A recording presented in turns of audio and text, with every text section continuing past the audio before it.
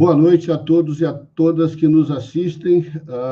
É com grande prazer que mais uma quarta-feira estamos aqui, iniciando o programa Engenharia Predial, de número 75.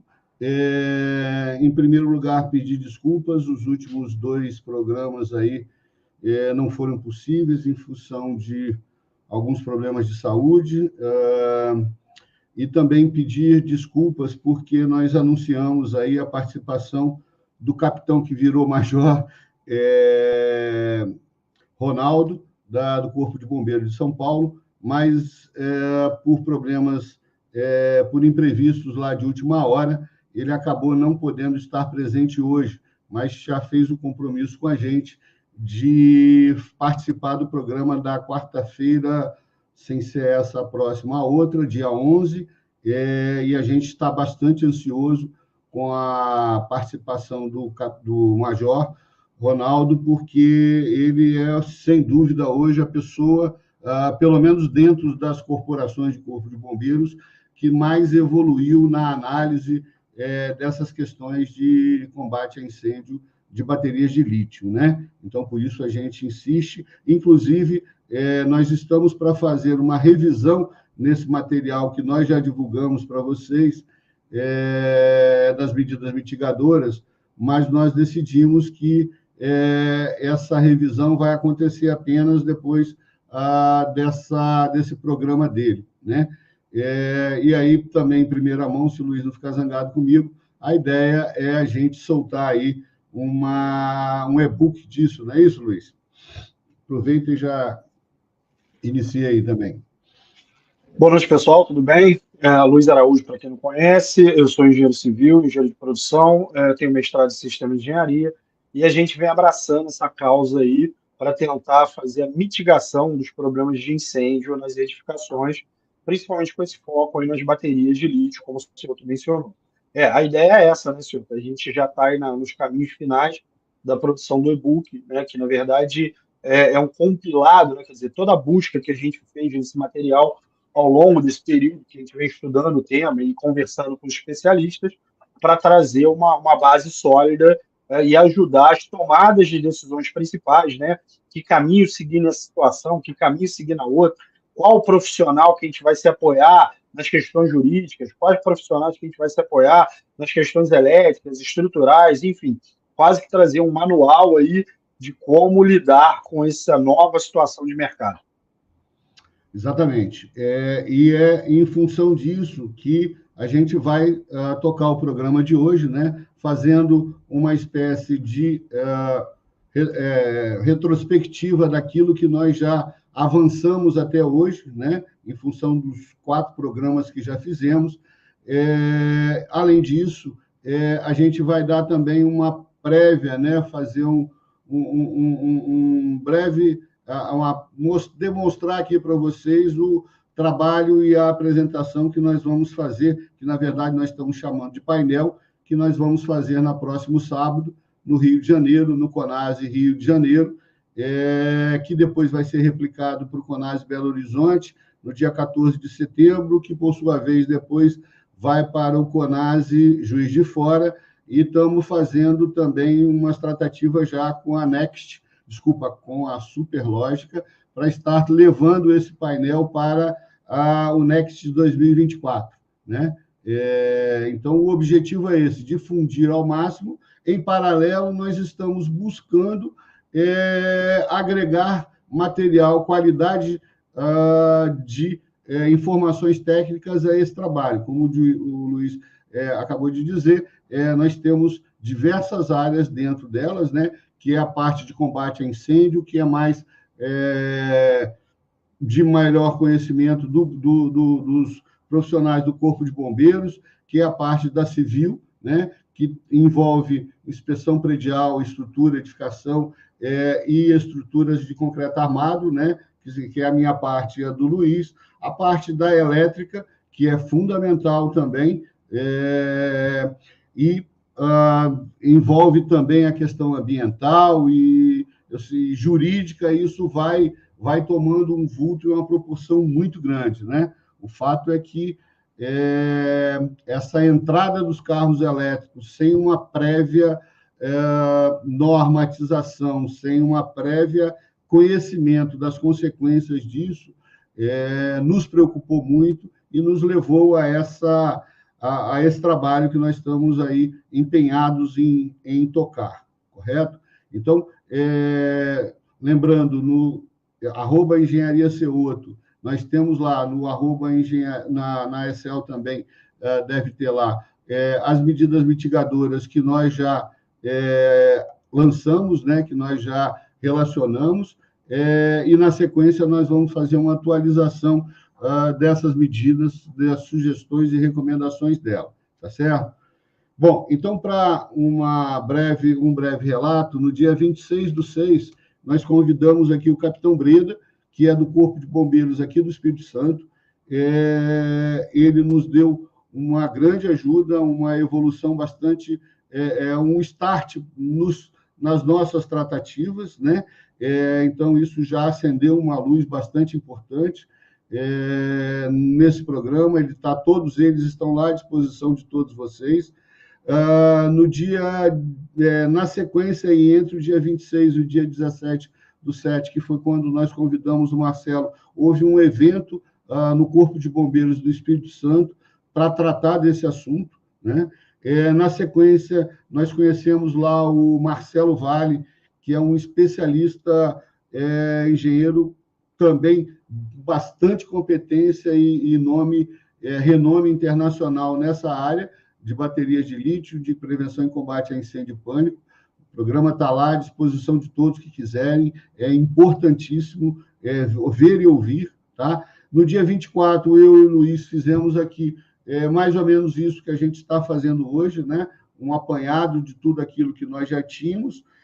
No dia 31/7, no último programa 74, nós tivemos o grande prazer, que para mim é sempre um grande prazer, de estar com o Dr. Wander Andrade, é um advogado na área condominial, né? Ele é mais especializado em criminalística, mas é da área condominial, ele é de São Paulo, é uma pessoa extremamente competente, é o melhor que eu conheço nessa área, e também tivemos a participação da doutora Érica, que também é daqui do Espírito Santo e também atua ardorosamente nos dando um suporte muito grande na área de condomínios, né, aqui no Espírito Santo. E lá também fizemos uma série de ressalvas e informações importantíssimas relativas à questão jurídica que envolve esse assunto do carregador de carro elétrico, correto? Luiz, fala um pouquinho aí para mim. Bora. A gente, como o senhor falou, a gente citou algumas disciplinas aí que a gente já vem interagindo, mas a gente tem que lembrar que tem N outras, né? A gente tem a sustentabilidade, tem a manutenção dessas áreas que vão ter que passar por adequações. A gente tem problemas dos prédios mais antigos que não têm suporte para esse tipo de, vamos dizer assim, de risco que vai se impor com esse tipo de nova tecnologia. Os prédios recém-entregues, que também não têm, e a gente tem alguns problemas de perda de garantia, se a gente for fazer essas adaptações. Então, gera aí várias questões, não só da engenharia, mas também as questões legais, né? E, por último, a gente já tem sofrido aí, né? Quer dizer, já tem sido convocado para atuar nas construtoras, para que elas já possam entregar esses empreendimentos com essas medidas instaladas, ou pelo menos já prevista, né? Que hoje a gente não consegue pegar, por exemplo, o manual de uso e operação, e lá está previsto o que tem que ser os cuidados que tem que ser feito, quando tem que ser feita essa manutenção. É uma bela propaganda, algumas construtoras usam como propaganda, mas não conseguem ter uma raiz técnica legal. Então, essa é a busca que a gente vem trazendo aí nesse período que a gente vem se envolvendo com esse tema, né, buscando sempre os especialistas em cada área, né, atuando como especialista também nas nossas áreas, e a gente espera que, de fato, né, tanto essa sequência de vídeos, né, de programas que o senhor mencionou para vocês, quanto o e-book, né, vamos dizer, a espécie desse manual aí de como lidar com isso, esteja pronto, de fato, seja de domínio, para que efetivamente a gente possa dar uma virada nesse mercado, pelo menos para surtir um alerta, né? que eventualmente a gente já tenha consciência que para fazer as medidas serem eficientes e aplacar elas, tem um custo muito alto, pode eventualmente até inviabilizar algumas situações. Mas se pelo menos agora, né, o gestor, o engenheiro, né, que está lidando ali no condomínio, prestando serviço, tenha consciência da gravidade, a gente espera que efetivamente isso traga um resultado positivo. Ok. Antes que a gente passe a detalhar todas essas medidas para poder voltar a passar os esclarecimentos, né?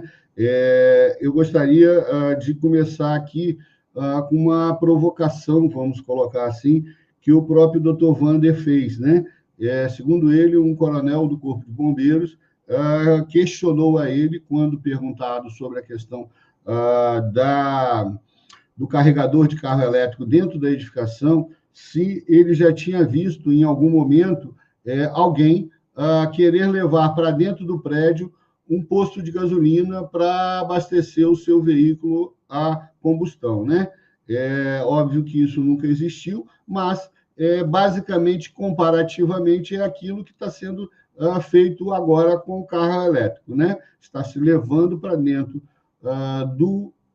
da edificação um posto de gasolina para carregar, um posto de combustível para carregar de energia, tá certo? Em função disso, se você analisar todos os critérios técnicos, né, de instalação de um posto de combustível, você vai ver que, paralelamente, essa instalação indiscriminada que foi feita, né, de carregadores de carros elétricos nas edificações, terá um custo muito alto para mitigação, tá certo? Uma outra análise que ele fez, aproveitando, inclusive, a época que ele fez o programa, ele estava na Europa, sobre uma conjuntura internacional relativa a essa questão do combustível, né? Segundo ele, nos comentou naquela data, naquela época, tanto a Europa quanto os Estados Unidos, os carros elétricos estão tendo, na verdade, uma redução da quantidade de veículos, né? E essa enxurrada de carros elétricos que está vindo para o Brasil decorre exatamente da China, que é um país que está em competição com os Estados Unidos para ser uma maior potência. No entanto, ela não tem petróleo para poder disputar mercado, né? E, a partir daí, decidiu trazer o carro elétrico e investir nisso, né? E eu não sei se tem mais países, mas, na verdade, o que a gente está sendo aí é o cobaia dos chineses, né, em função de tudo isso que está sendo feito aí, e já foi feito, e, infelizmente, agora é uma situação irreversível, né? Não há a menor possibilidade de se reverter essa situação agora, né? O Luiz estava comentando aqui, agora há pouco eu não vi essa matéria, de que o volume de carro elétrico que está descarregando no porto de Vitória é tão grande que está comprometendo as exportações de café e outros produtos aqui pelo Espírito Santo. Quer dizer, não sei se isso é bom ou ruim, né, mas é um fato e precisam ser tomadas providências, né? Então, em função disso, e de toda essa logística aí necessária, nós vamos aqui detalhar para vocês esse material que nós produzimos, o qual a gente espera e busca ajuda, né, apoio. Ele foi feito exatamente para que as pessoas pudessem entender e os profissionais de cada área fazer as suas contribuições. E nós estamos recebendo, né? Também lembrando que, em função disso, como a grande celeiro de ideias de profissionais são as academias, né? Então, nós já temos alinhado com a UCL, com a UVV, com a FAESA, com a UFES, já estou iniciando as tratativas, e com a Multivix, no sentido da gente também levar para dentro da universidade a discussão desse tema e a busca de uma análise mais detalhada. Bom, eu acho que seria interessante a gente ver aquele vídeo inicial, não é isso, Luiz? O que você sugere? Acho que sim. Damares, se puder já passar um vídeo para a gente... Damares, por favor, nos ajuda aí. dos É veículos um vídeo elétricos, que explica destacou. bastante o conceito que está trazendo do carro elétrico, né? E é em cima do que a gente vai buscar trazer as bases que a gente vai falar sobre as grandes questões de manutenção.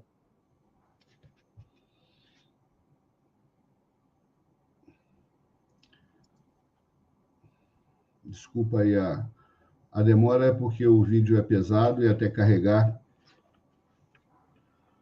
Bom, enquanto o vídeo não carrega, a ideia do material que a gente vai apresentar para vocês é um material que está compondo, como o senhor falou, um painel de explicações que estão, no primeiro momento, focada muito para o gestor, né?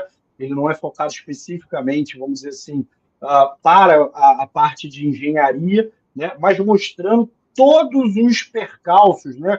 Todos os detalhes, todos os caminhos que devem ser perseguidos pela área da engenharia, pela área jurídica, pela área de implantação, pela área logística, né? Para quem deseja ter lá o seu equipamento instalado no condomínio, para que ele possa efetivamente andar, né? Se por acaso o vídeo não for, quiser jogar a apresentação da Mari, também dá para a gente discorrer ali, tá? Então, o que vocês vão ver aqui em primeira mão é o material dessa apresentação, que é justamente isso daí, né? Um painel de segurança e risco dos veículos elétricos nas edificações. Tá certo? A gente está tendo já apoio de algumas empresas, né? E tem outras empresas querendo chegar e apoiar, não só com apoio, vamos dizer assim, espiritual, mas também a gente precisa do apoio técnico, como o senhor falou.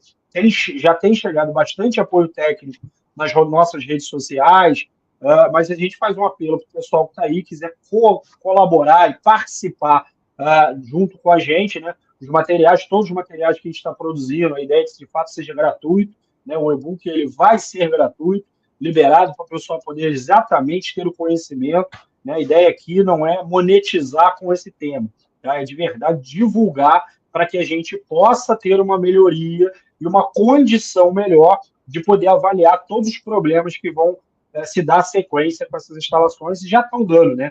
Apesar do primeiro vídeo não passar, mas tem outros vídeos que vão passar aqui e vocês vão ver o nível de problema que está causando. E cada vez chega mais relato.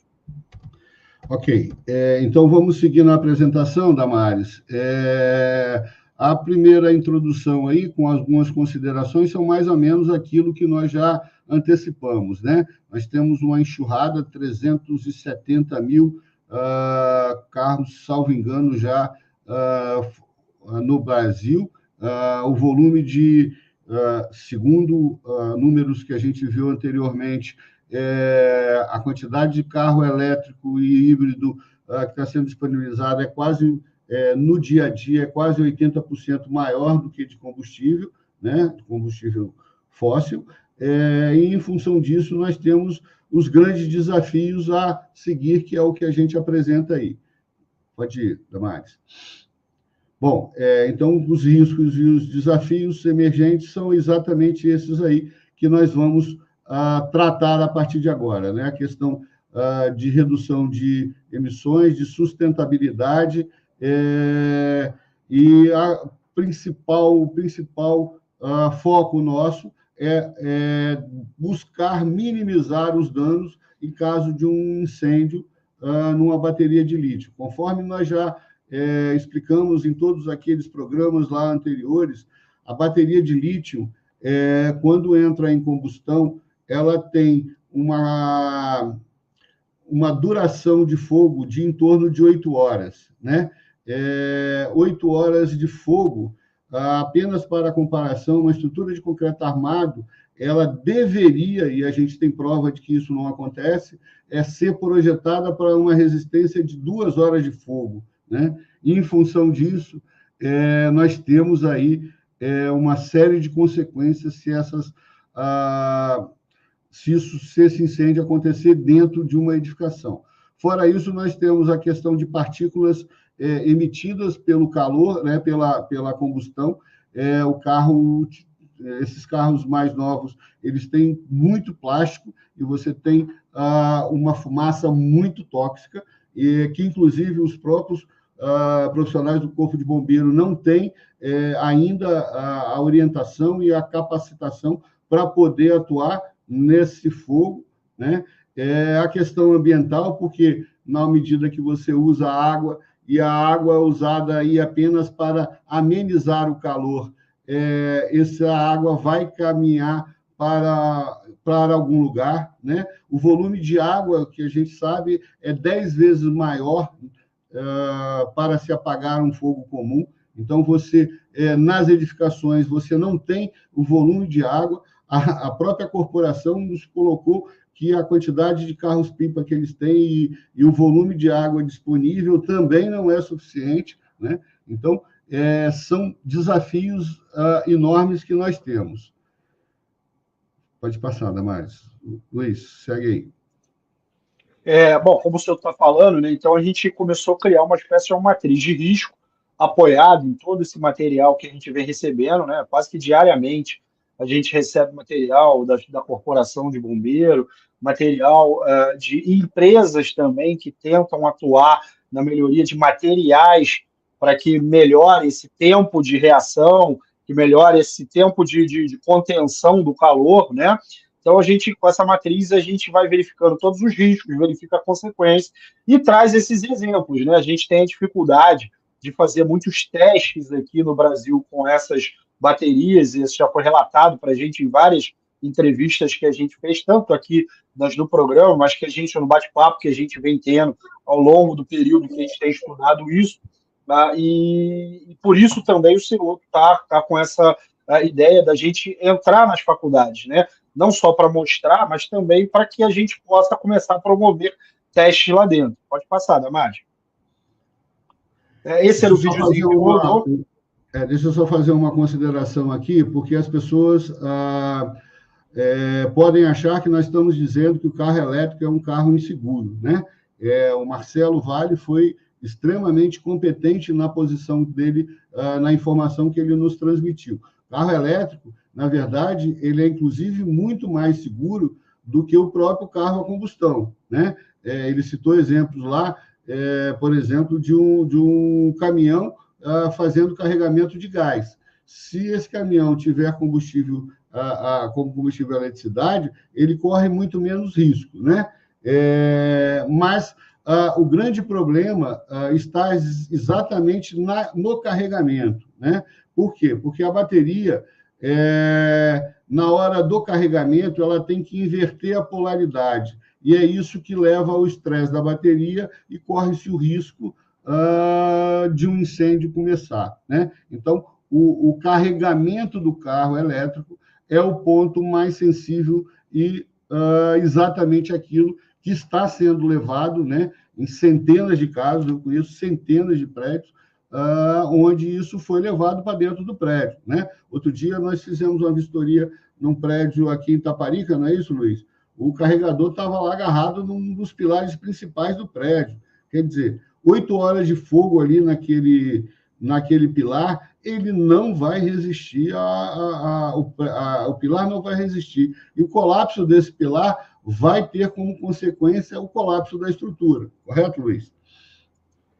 Perfeito. E é dentro dessa ótica que a gente fala aí dos impactos na estrutura. Quando a gente fala da estrutura, né, do edifício, é óbvio que, né, no primeiro momento, a gente está falando, como o senhor falou, dos pilares, dos elementos estruturais, mas também no cotidiano, né, porque a fumaça tóxica ela também vai percolar para essa estrutura. Então, qual o melhor local para evitar isso? De que maneira a gente vai mitigar essas consequências, né? Então, esse é o material vem trazendo isso tudo aí para a gente, dentro dessa pesquisa. É um material dinâmico, né? Esse material que a gente está mostrando para vocês, ele já tem uma nova atualização que, como o senhor falou, deve sair já depois do próximo programa. Pode passando, Damares. De tal maneira que a gente efetivamente consiga chegar aí junto com os regulamentos, né?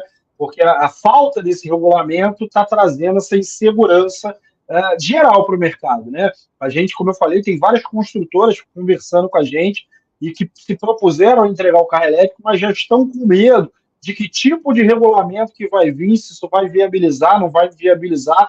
Então, elas já estão procurando se manter dentro dessa ótica aí. Se quiser passar, pode passar, Damares. Pode passar. Bom, bom, de antemão, agradecer aí a extensa audiência que nós temos, a senhora Idalina, o Alexandre, o Bruno, né? São pessoas de todo o país que nos assistem, que nos dão retorno, que que nos motivam a estar permanentemente fazendo esse programa. Como eu disse, nós estamos no programa de número 75, e dentro lá do @engenharia ser outro, nós temos praticamente um curso de engenharia, não é isso, Luiz? É um volume muito grande de informações técnicas bastante importantes, tá? Então, nós temos consequências legais, né? Nós tratamos disso com o Dr. Wander e com a doutora Érica, né? Os síndicos que já permitiram a instalação, né? Ou se contrataram a instalação, têm problemas seríssimos e precisa buscar solução, né? Lembrando, senhores síndicos, vocês são responsáveis por tudo aquilo que possa acontecer dentro de uma edificação, tanto na área civil quanto na área criminal, né? Então, e o patrimônio de vocês responde por isso. Então, é importantíssimo que vocês atentem para tudo isso que a gente vai colocar aqui, né? No exemplo aí que a gente está falando sobre processos judiciais, eu sou assistente técnico em algumas situações de prédios onde, por determinação do juiz, uma vez que o síndico e o próprio AGE não permitiu, foram instalados, né? Eu só quero saber se o juiz vai pagar a conta dessa irresponsabilidade que ele cometeu, né? Pode passar. Bom, essa é a capa do nosso material. Nós temos aí, esse vídeo carrega, o Damares. Isso aí é uma bateria de líquido pegando fogo, né? Que demonstra a condição dela. Por sorte, é numa área livre. Por sorte, não tem carro perto, né? Então, em função disso, que a gente faz as medidas mitigadoras que a gente vai passar a apresentar para vocês aqui. Pode passar. Bom, o detalhe importante, né, é equipamentos certificados. O problema é que a gente ainda não tem esse material devidamente certificado, né, e adequadamente analisado. Por isso, a dificuldade e esse trabalho momentâneo que nós temos aí para buscar essas informações, né? Pode passar. Com relação à legislação, isso é importantíssimo vocês entenderem, né? A Lei do Consumidor, no seu artigo 39, determina que toda todo produto fabricado nesse país precisa atender às normas brasileiras, tá certo? Bom, diante disso, uma edificação é um produto fabricado aqui, ele precisa atender às normas. A gente repete sempre e constantemente isso nos nossos programas, porque há muitos engenheiros aí que se dizem engenheiros, né? Na verdade, não são engenheiros, são enganadores, que dizem que a norma é apenas uma recomendação, atende quem quer. Não existe isso. Está claro aí no que a gente está especificando, né? Além disso, nós temos aí a Associação Brasileira de Normas Técnicas, que elabora todas essas normas. Também temos o Corpo de Bombeiros, né, que emite normas técnicas relativas a tudo que se trata da prevenção e combate a incêndio e pânico. Volta só um minutinho, Damares, por favor. Bom, em função disso, é importante ressaltar para vocês que agora, hoje, e a gente não tem uma previsão, a ideia era da pergunta fazer ao capitão Ronaldo, do Major Ronaldo, lá do Corpo Bombeiro de São Paulo, que é lá onde está mais evoluído, qual a previsão que eles têm de editar a norma técnica, né? Para nortear isso aí. O que a gente sabe é que estava sendo disponibilizado para toda a população uma consulta pública, né, feita lá pelo Corpo de Bombeiros de São Paulo, e que buscava exatamente o apoio da sociedade. A ABNT também tem 8 normas, o Marcelo participa da ABNT, e a gente está levando subsídios a ele, né, para que a ABNT também, dentro de algum tempo, que a gente não sabe quando, possa estar disponibilizando essas normas, né? Mas o fundamental também é entender que a própria ABNT, ela deixa claro que, em não havendo normas nacionais, nós não estamos livres para fazer o que queremos, muito pelo contrário. Estamos obrigados a ser submetidos às normas internacionais. E aí a gente apresenta algumas delas, mas já sabemos de antemão que existem muitas dificuldades para atendimento das normas internacionais, né? Portanto, o objetivo do nosso trabalho é momentaneamente cobrir essa lacuna de normas que estão no mercado. Pode ir, Luiz.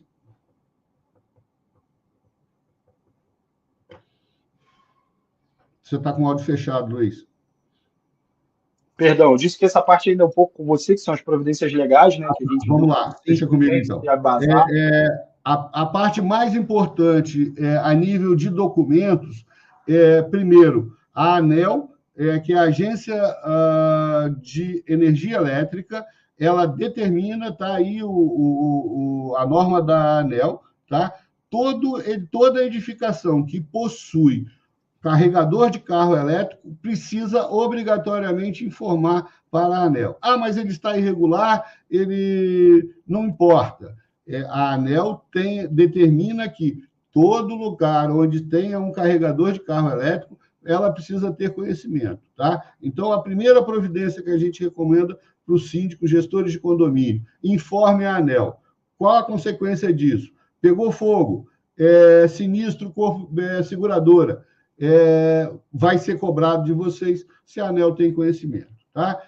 A informação ao Corpo de Bombeiros é uma sugestão nossa, né? A gente elabora projetos de prevenção e combate a incêndio e pânico, e todo mundo que trabalha nessa área sabe que, dentro do projeto de prevenção e combate a incêndio e pânico, você tem que informar ao Corpo de Bombeiros onde está o registro do gás. Por quê? Porque quando a viatura sai do quartel para o combate a incêndio e pânico, ela vai ser informada pelos profissionais lá aonde ela deve se dirigir para fechar o gás, né? E, da mesma forma, na questão da parte elétrica, que vocês todos estão cansados de entrar no prédio aí e ver aquela placa lá dizendo, em caso de incêndio, não desligue essa parte das instalações. Então, raciocinando no mesmo sentido, eu entendo também na necessidade de informar o Corpo de Bombeiros, tá? A gente não conseguiu concluir um alinhamento com o Corpo de Bombeiros no sentido deles receberem e começarem a se organizar para isso, porque, em especial no Espírito Santo, nós estamos também, o Capitão Breda está lá trabalhando com os demais profissionais do CAT, né, que é a área técnica, para buscar essas informações, para buscar se organizar com relação a isso. Mas minha recomendação, notifica, informa, se documenta que você está se resguardando. Pode passar. Bom, o carregador, quando a gente... vamos lá, nós não estamos tratando aqui apenas de carros elétricos, de veículos elétricos, né, que podem ser carros, pode ser caminhões, tratores e outros equipamentos. Mas é mais importante entenderem que as bicicletas, os patinetes e as scooters elétricas que estão aí, né, elas também trazem um elevado grau de risco. Por quê? Principalmente aquelas onde você tira a bateria e leva para dentro de casa, né? Antes da gente complementar, eu peço a Damares que mostre aí, tem um vídeo que roda bastante na internet, mas isso dá uma noção para vocês. Por favor, Damares.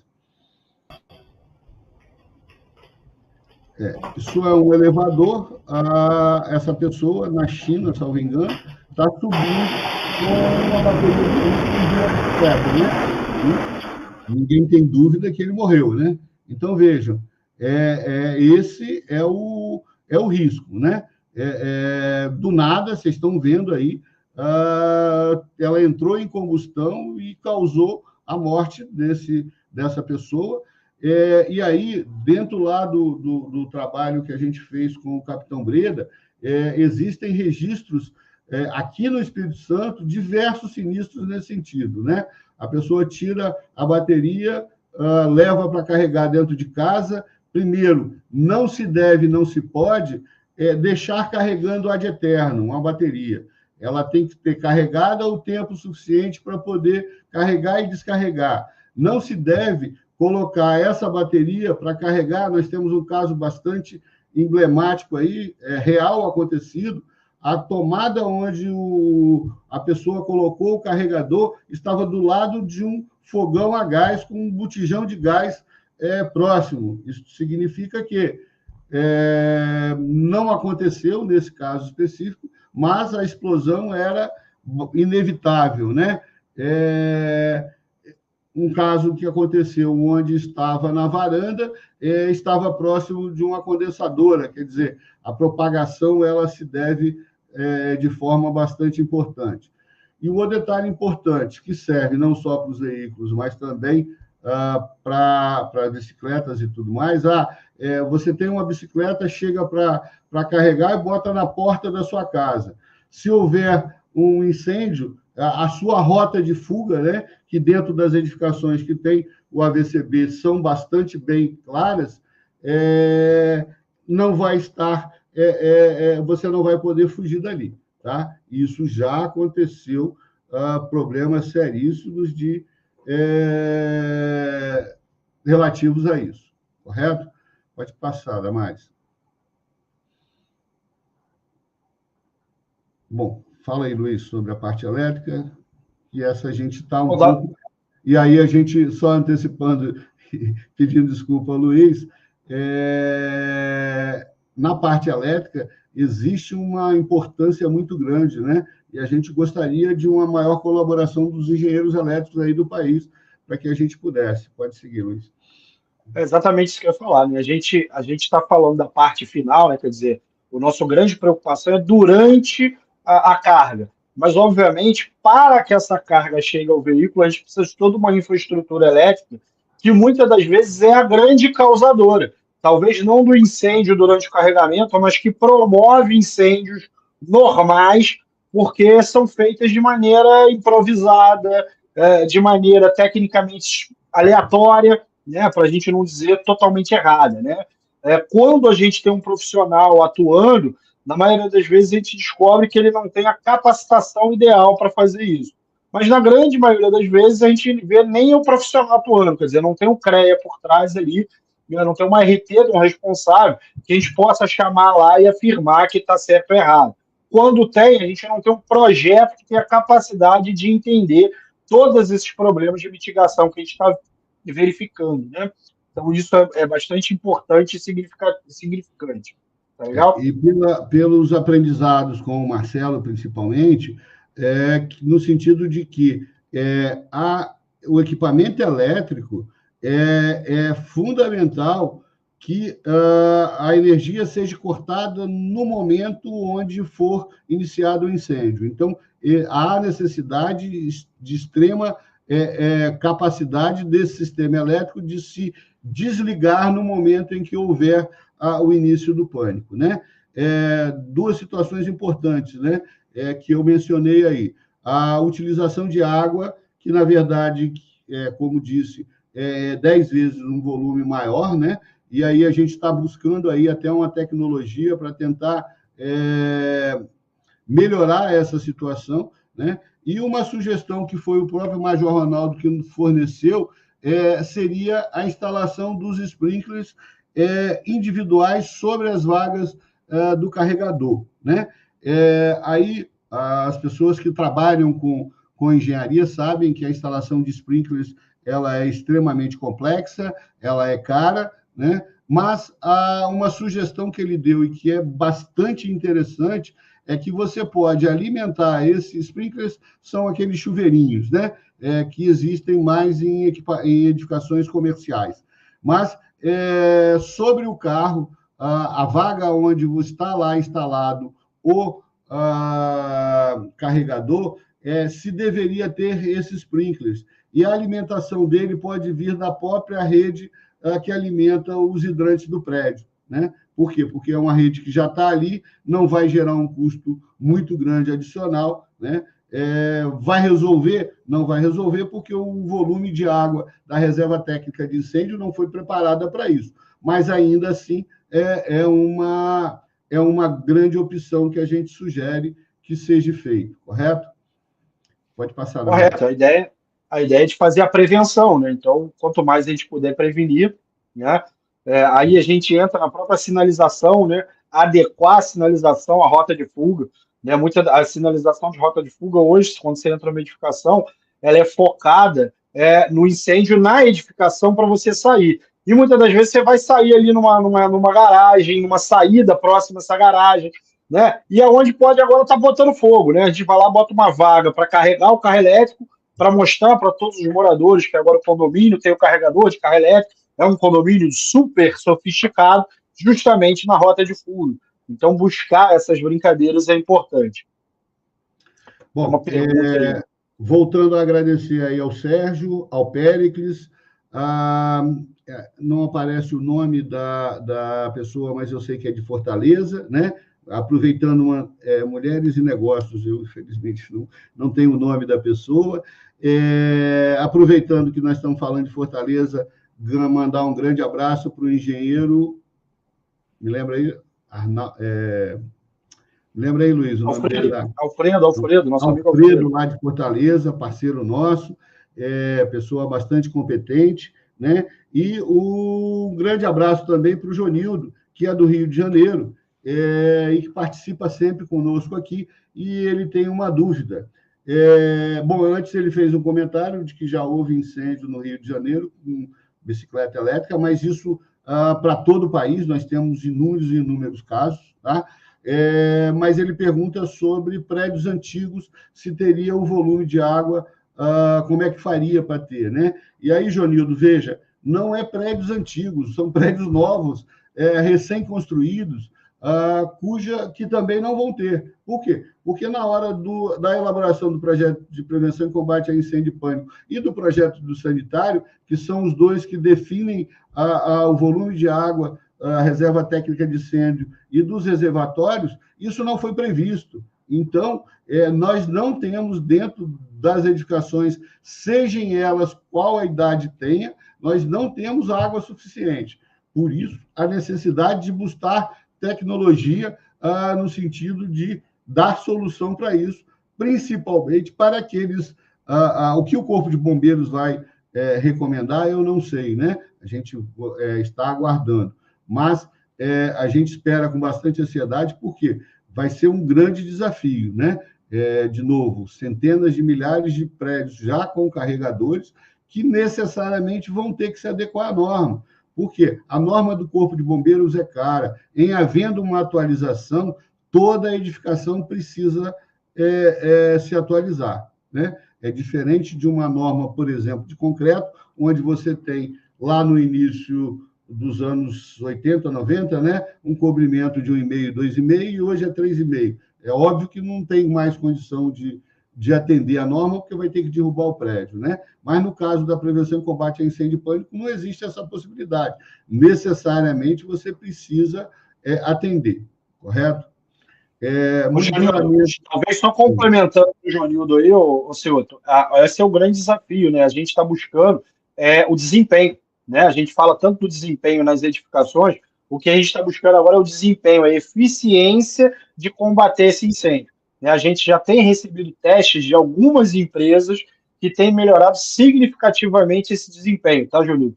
Tanto na velocidade, né? A gente tem falado muito, 8 horas para combater um incêndio desse é inviável. 2 horas é precário, mas a gente já tem situações que a gente consegue combater aí em minutos, né, usando tecnologia, tá? E, obviamente, situações que a gente consegue minimizar esse consumo elevado. Isso tudo está na ótica das empresas, né? Ou seja, ela demanda lá as patentes, faz os testes, vai passar por uma série de homologações e validações técnicas, mas já existem essas possibilidades, tá certo? Ok.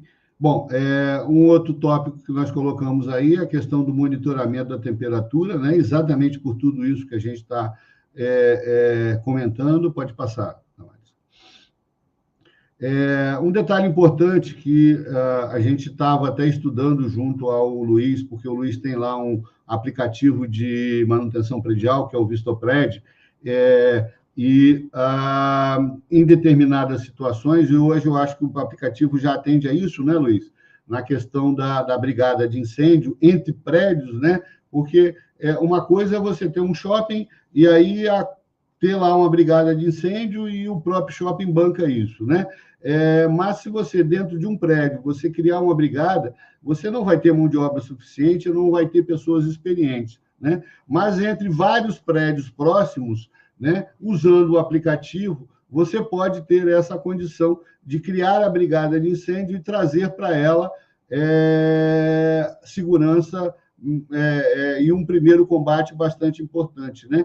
Que é o que a gente está dito aí na resposta de forma urgente e emergente. Ocorre que, como a gente já comentou aqui e ressalta, o próprio corpo, os próprios profissionais do Corpo de Bombeiros hoje, eles não têm treinamento, não têm capacitação para atender, para dar combate a esse incêndio. Por quê? Porque não foi ainda dado a eles essa formatação, né? Então, quem pensar na questão da prevenção e combate, necessariamente, na questão da brigada, necessariamente precisa ter profissionais qualificados para dar esse treinamento, porque senão você vai levar à morte quem for chegar para um combate sem a experiência, né? Isso é o que a gente vê constantemente. Périx, obrigado pela atenção mais uma vez. Ele está dizendo que está na Dutra, deve estar chegando em São Paulo. Muito obrigado aí. Dá para todos que querem, pode ver no celular, está à disposição, né? Conexão Síndico Brasil, agradecido, muito obrigado pela sua participação. Estamos à disposição. Pode passar, Damares. A detecção, né? A detecção é fundamental, né? Por quê? Porque, como a gente repetiu sempre, a rapidez na tomada de medidas de combate é fundamental. E para você ter rapidez nessas medidas, você depende de uma boa detecção, tá? Então, nós temos alguns sistemas de detecção, de alarmes e tudo mais, mas precisamos ter capacitação das pessoas que fazem essas instalações para especificamente a questão do incêndio de bateria de lítio, né? Porque com certeza ainda não tem, né? E as medidas de contaminação é o que a gente comentou, né? Você tem 10 vezes mais em volume d'água do que o convencional. Essa água vai estar totalmente contaminada. Para onde ela vai ser lançada, né? Vai ser lançada na rua para ir por uma rede de água pluvial, ela vai estar contaminando os mananciais perto, né? E aí todo mundo sabe que isso é risco de cadeia mesmo, o Ministério Público cuida bastante disso. Então, vão ter que ser previstos medidas mitigadoras, né? Drenos de água, outras situações mais, caixas para a coleta dessa água, que terá volumes enormes, e poder ser tratada antes de ser descartada. Pode passar. Vai lá, Luiz. Estou um pouco sem fôlego. Essa parte aí é basicamente da parte do transporte e armazenamento dos veículos, né? A gente vem sofrendo, o senhor sofre isso, que passa na casa dele todo dia lá e tem uma quantidade de carro elétrico absurda. A gente falou aqui do problema do Porto de Vitória, está sofrendo por causa dessas questões de logística, né? Então, a gente tem uma série de questões envolvidas, não só quando o carro elétrico está lá, está sendo carregado na edificação. Até que ele chegue lá, ele traz alguns benefícios, mas como tudo no mundo, também traz seus malefícios, né? Então, a gente tem trazido também como armazenar, etc. e tal, esses carros elétricos, essas considerações. Próximo. Peraí só um minutinho, Damares. O Jonildo fez uma pergunta que tem a ver antes com esse slide anterior, né?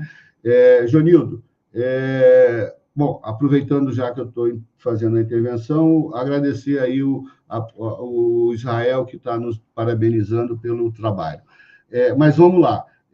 Todo esse transporte, armazenamento dos carros elétricos precisa necessariamente ser planejado, né? Nós já falamos em situações anteriores que eu moro aqui do lado, a menos de 4.000 metros, de um estoque de carros elétricos que devem ter para muito mais de 10.000 carros lá, né? Se um pegar fogo, os 10.000 vão pegar. Se esses 10.000 pegarem, o volume de fumaça tóxica que vai vir de lá para cá é uma coisa absurda, né? Se não vier para cá, vai para o outro lado. Então, vejam, o risco é enorme. No Porto de Vitória, como a gente comentou agora há pouco, tem lá milhares de carros estocados, né? Está no centro de Vitória, para aqueles que não conhecem o Espírito Santo.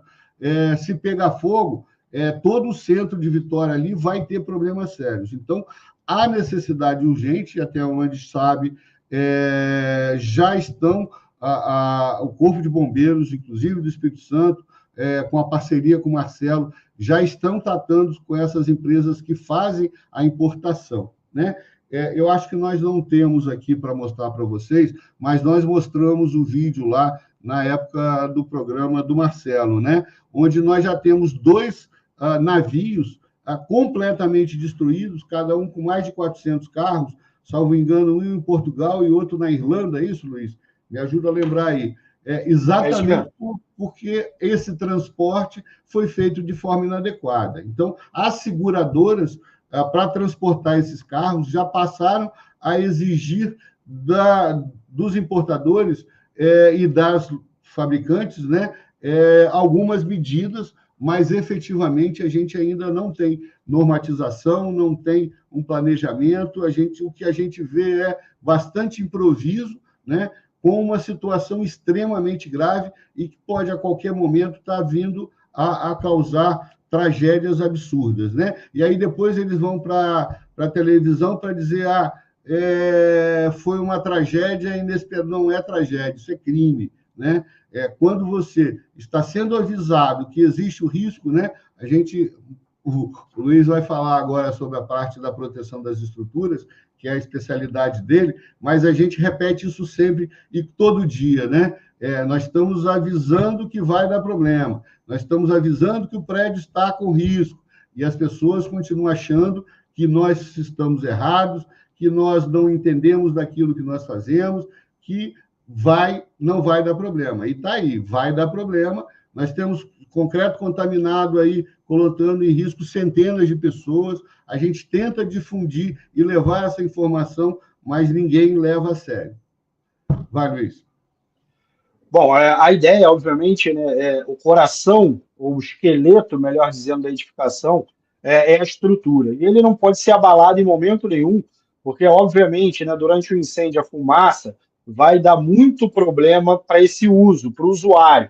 Mas, obviamente, o colapso vai gerar um problema tanto para o usuário quanto para o entorno, e isso vai abrindo. Então, é importante que a gente olhe com os olhos da segurança, né, e não só da utilização e da durabilidade que esses incêndios vão acabar também corroendo da estrutura. Mas, então, a gente precisa validar as normas, verificar os projetos, né? O senhor mencionou, por exemplo, aqui o ataque, por exemplo, que a gente tem aqui de contaminação no concreto. Mas a gente sempre está junto com isso, com vários erros de projeto. Imagina se eu tenho um erro de projeto, né, eu tenho uma deficiência no projeto estrutural, justamente no elemento que está sofrendo com essa questão de ataque por incêndio. Então, isso é muito preocupante. Então, a gente tem uma série de medidas que a gente está colocando que a gente pode melhorar. Esse videozinho, não sei se a Damares vai poder passar, mas é um vídeo interessante, que ele é no interior de São Paulo, onde pegou fogo numa scooter na estrutura de garagem. Pode passar então, Damares, você não tem. Então, a primeira coisa que a gente vai verificar, né, é a localização desses pontos de recarga, né? Fugir de áreas de grande circulação, em hipótese alguma, botar essa estrutura que corre o risco de incêndio próximo dos elementos críticos da estrutura, próximo, por exemplo, de elementos de contenção, né? Imagine que você está no subsolo, o seu subsolo ele é todo feito de cortina, que tem ali uma carga muito grande de pressão de solo dele, né? E aí você bota um carro elétrico que ele vai pegar fogo e a primeira coisa que ele vai fazer é baixar a resistência do concreto, corroer a capacidade das armaduras de segurar. Óbvio que essa contenção vai falhar e aí você vai ter um problema agora de colapso estrutural das contenções. Ou uma cortina atirantada que tem elementos protegidos que sofrem muito mais com o calor, né? Sem falar, né, aqui a gente tem várias edificações, e é cada vez mais comum edificações, por exemplo, que as lajes são protegidas. E o aço protegido vai sofrer muito mais rápido com esse calor. Então, todas essas medidas têm que ser pensadas, né? Então, eu vou instalar o carro elétrico aonde? Eu preciso ter o conhecimento da estrutura da minha edificação para que eu possa tomar essa decisão. Não é simplesmente a mera, mas essa vaga aqui é do 802, então, poxa, que o 802 quer instalar o carro elétrico, tem que ser na vaga dele. Não, isso vai ter que ser feito uma reestruturação. Na verdade, tem que ser feito um projeto, tem que ser feita uma questão lógica, né? Tem que ter a engenharia por trás. Pode passar, Damásio. Bom, está repetido aí, Damásio, pode passar, por favor. O isolamento das vagas, né? A gente pode pensar em N isolamentos, mas, né, a gente pode ter parede de corta-fogo, a gente teve aqui vários acessos com o bombeiro falando das mantas que tem uma eficiência muito grande nesse combate, né? Melhorar a resistência da característica dos concretos e dos elementos estruturais para que eles possam suportar pelo menos aquele mínimo que a gente já sabe que demanda durante o incêndio. Claro, se a gente tiver uma propagação de 8 horas, não há material que resista.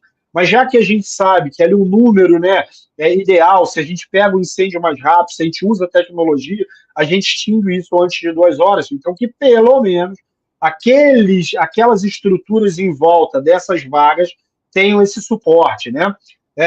Afastamento de parede lá por 5 metros é uma recomendação, porque quando há o problema de sprinkler, né, explode as baterias, quando está transferindo esse calor de uma célula para outra, isso gera um pico de energia que em torno de 5 metros tem problema.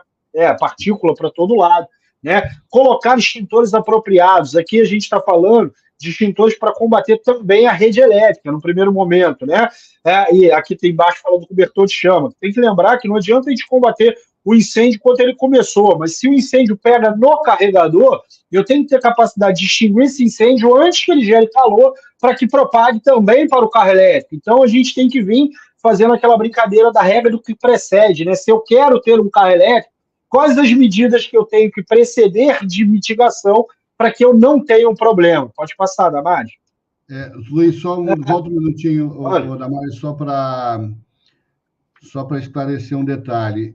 Essa situação dos afastamentos de 5 metros e das paredes, isso está na consulta pública que o Corpo de Bombeiros de São Paulo está fazendo, tá? Ele fez 2 modelinhos e sugeriu, dentre um dos modelos, que seriam as opções, né, que serão determinadas, caso aprovadas, para o Estado de São Paulo.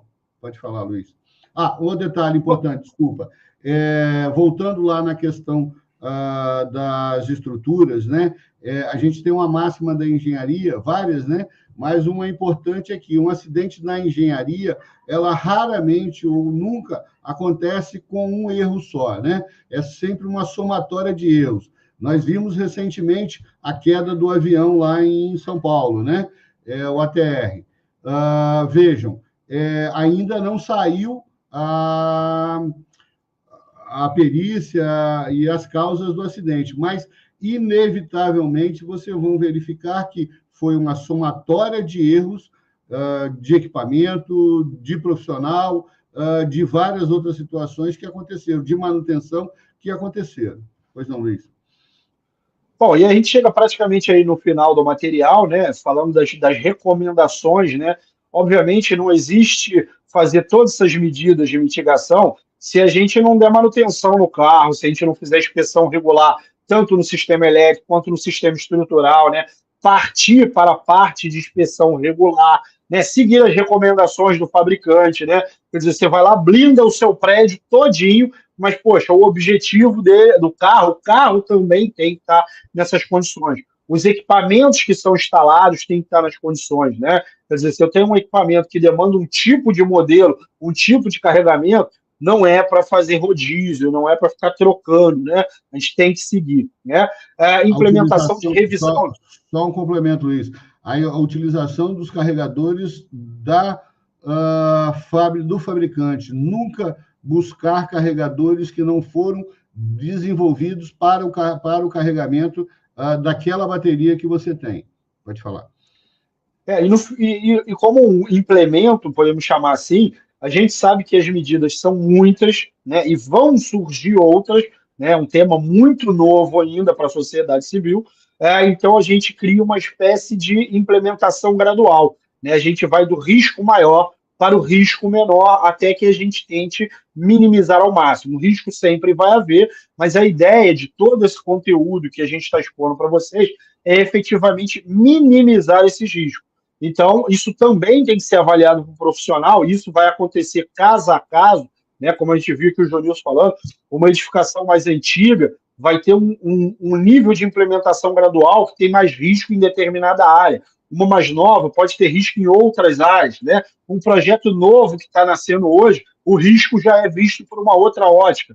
Então, efetivamente, precisa de um profissional ali ao lado para poder dar esse norte aí de como aplicar gradualmente isso. Afinal de contas, a gente sabe que o custo dessa brincadeira não é barato, né? Se a gente for olhar o pé da letra e seguir aí para a gente minimizar de verdade os riscos, a gente quase que inviabiliza quase todos os empreendimentos que hoje já têm a instalação de carro elétrico. Concorda, Silvio? Sem dúvida. E vejam, apenas também eu acredito que a gente precisa acrescentar aí nas recomendações. O Luiz falou dos projetos que estão em planejamento, em sendo elaborados, né? Os profissionais envolvidos nessa área obrigatoriamente precisam ter conhecimento de tudo isso que a gente está falando. E eu conversando com uma chefe de curso aí outro dia, mas os arquitetos não estão necessariamente envolvidos. Lógico que estão, é o planejamento do prédio, da edificação, do posicionamento da vaga. Quem é que vai definir isso? É o arquiteto. É ele que precisa conhecer isso, né? Os demais profissionais vão entrar na sequência, mas tudo começa com o arquiteto. Então, engenharia e arquitetura, mais uma vez, trabalhando junto aí para trazer o bem-estar para a população, né? Bom, então, aí temos uma relação dos programas, né, que nós fizemos, faltou aí na relação o programa do dia 31, com o Dr. Wander e com a doutora Érica, né? Esses programas todos estão à disposição de quem quiser, é só acessar @engenhariaceoto, lá todos esses e os outros demais 74 programas com matérias extremamente importantes e pertinentes para a engenharia, para a inspeção predial, para a manutenção predial, estão todas lá devidamente à disposição de todos vocês. São muito mais de 100 horas de programas com conteúdo extremamente importante. Tá? Pode passar, Damares, acho que... Esse é o final, né, da apresentação, lembrando que a gente falou que esse material é um material que a gente vai apresentar aí para as faculdades e nos encontros que a gente tem com os síndicos, tá? E esse material ele é dinâmico, né? Como a gente falou, ele vai sendo implementado e aumentado e a gente conta com o apoio não só aqui dos profissionais da engenharia e arquitetura, mas também dos gestores, né, senhor? A gente tem muito síndico que tem também sua profissão e tem o conhecimento dos dois lados, né? Tanto da gestão quanto de alguma área técnica. Então, se na medida do possível, que eles possam aí estar lendo o material e contribuindo também é importante.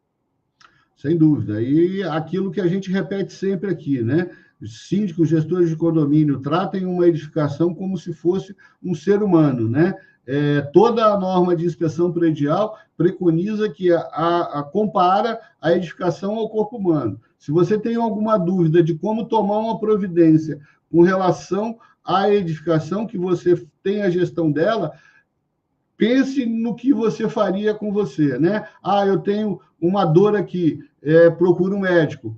Na edificação é a mesma coisa. Trincas e fissuras são o primeiro indício de que nós temos problema. Então, tem que buscar um profissional. Da mesma forma que um gestor, que um síndico, busca um contador para fazer a parte da contabilidade, busca um advogado para fazer a parte jurídica, ele precisa ter um engenheiro da confiança dele, capacitado, com condições de lhe dar suporte técnico para poder determinar o que vai fazer, né? Aquela situação de buscar profissionais não qualificados, nessa situação aí, realmente não pode acontecer.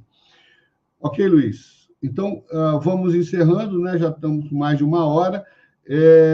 Todo esse material vai ser apresentado no Rio, no próximo sábado, vai ser apresentado em Belo Horizonte, no próximo dia 14, em Juiz de Fora, no próximo dia 26 de outubro, e também em Campinas, né, provavelmente a gente está alinhando ainda, nas universidades, nas faculdades e tudo mais, que quiserem, quem tiver aí à disposição, quiser uma explicação, alguma administradora de condomínio que quiser buscar uma apresentação para os seus síndicos, estamos à disposição para as quaisquer situações. O mais importante é que a gente divulgue isso com bastante competência, tenha um trabalho sólido e que possa vir a salvar vidas, que é o nosso objetivo inicial.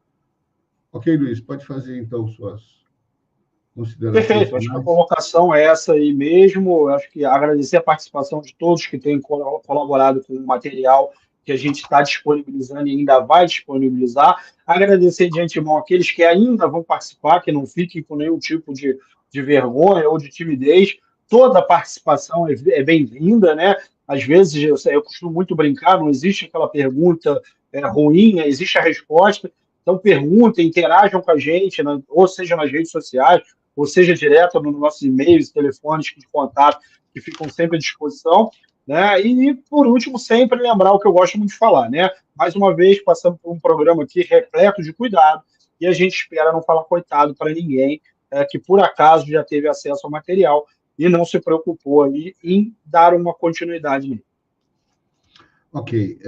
Agradecendo, então, como sempre, ao Sérgio Craveiro, que é o CEO do TV Síndico Online e do Conase, né, que traz para a gente a possibilidade de estar divulgando esse material a nível Brasil.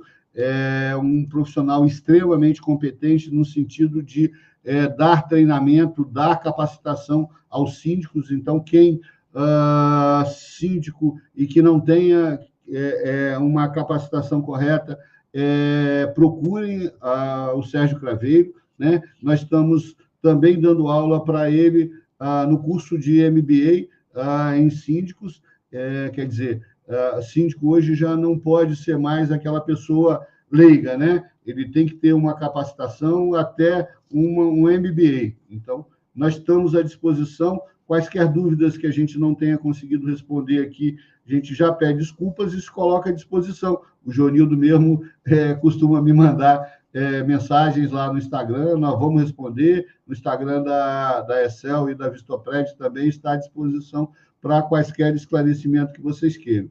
Então, uma boa noite e, com certeza, na próxima quarta-feira a gente estaremos de volta aqui com um novo tema. Grande abraço. Obrigado, Luiz.